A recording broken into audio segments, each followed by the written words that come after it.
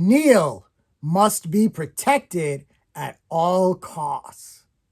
Here are my immediate thoughts on episode 4 of Star Wars Skeleton Crew.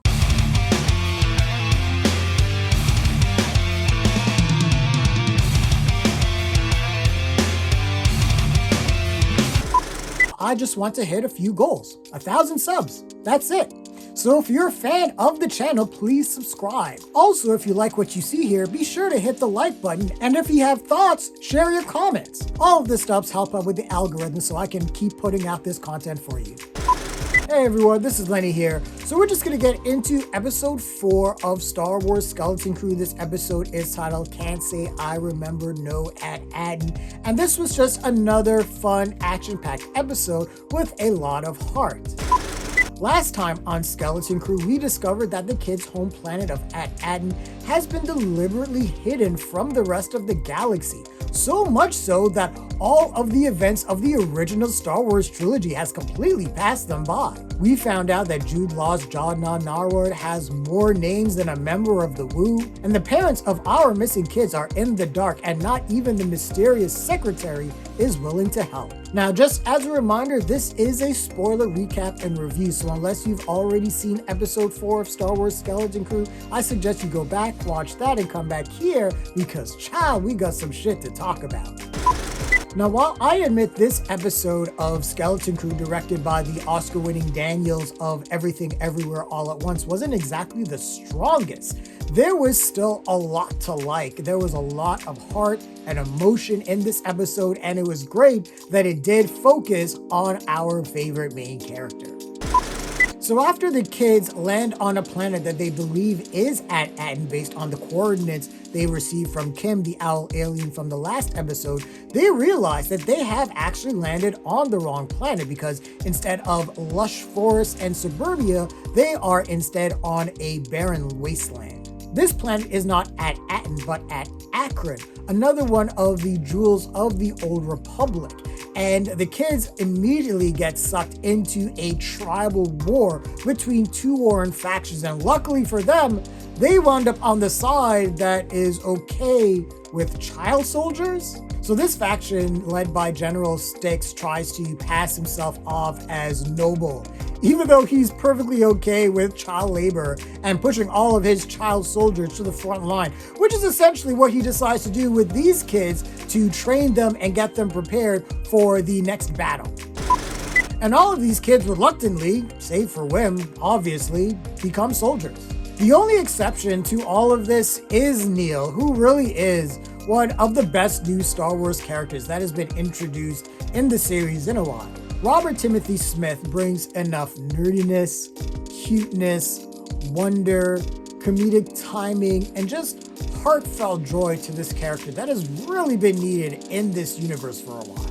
Now, if it was up to him, Neil would just apologize to the other side and try to stop the war with kind words. Otherwise, it would never end, and for him, that is just unfair to all the kids.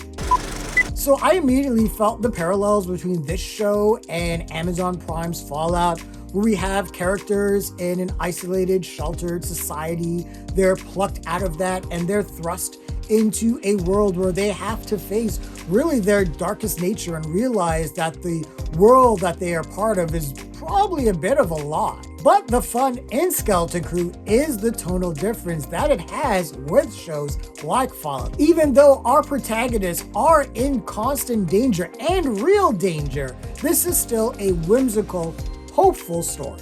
Through our protagonists, we are given an eternal sense of hope and optimism and fun, and that work really shines through and really helps to make Skeleton Crew stand out as one of the better Star Wars properties.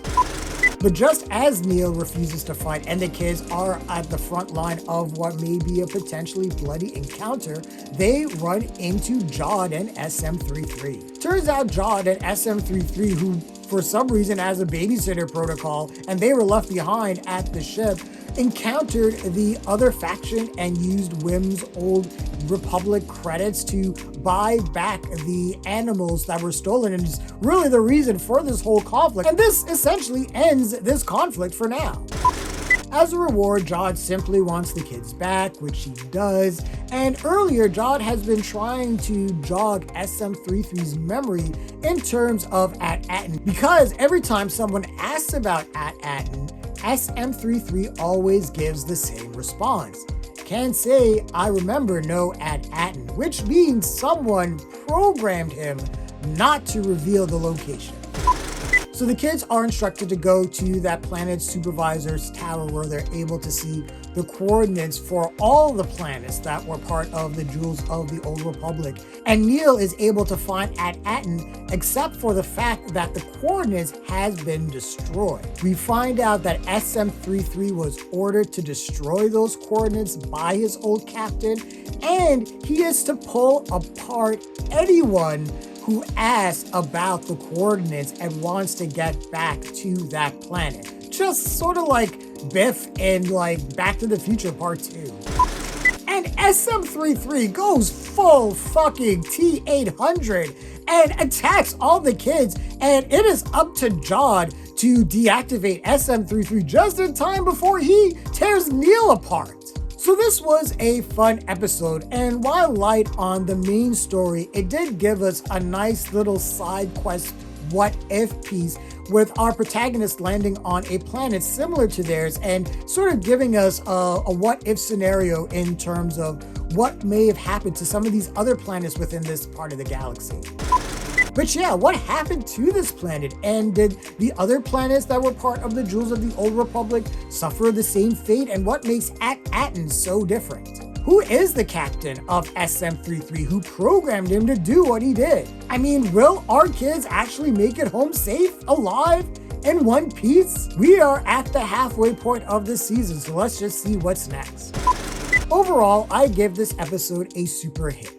It wasn't the strongest episode, and it definitely felt a little bit like padding, but I did appreciate the exploration of a planet that was very similar to the homeworld of our protagonist, and I like that this episode also gave us a little bit more focus and emphasis on Neil, along with emphasizing and solidifying that Jude Non-Narwood isn't as nefarious as he seems to be. I am really growing to love this piece of the Star Wars universe, so really, just keep it coming. But those are my immediate thoughts and feelings on episode 4 of Star Wars Skeleton Crew. What did you guys think of the episode? Share your thoughts, leave your comments, like the video, subscribe to the channel, and don't forget to hit that bell icon so you can get notifications as well. Thanks a lot, everyone. Take care.